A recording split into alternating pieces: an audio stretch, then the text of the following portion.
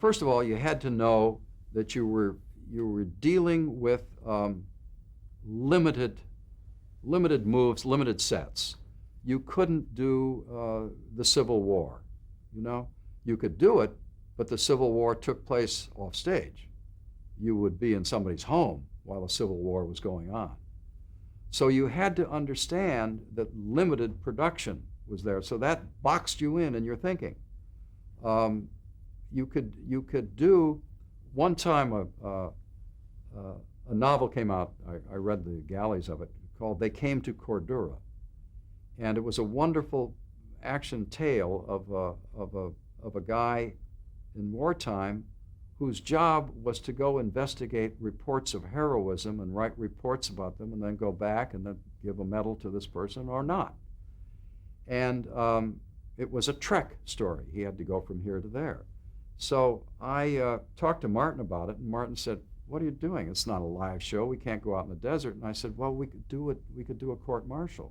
You know, we could do a trial, because there were wonderful characters in it."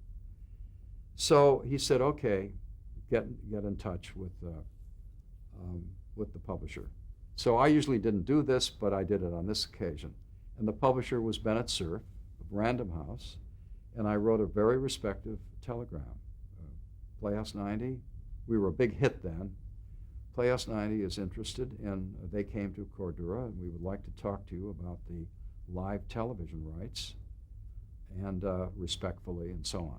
And I got a telegram back saying, "Thank you so much for your interest in They Came to Cordura, but we just sold the film rights to Columbia for $300,000, signed Bennett Cerf."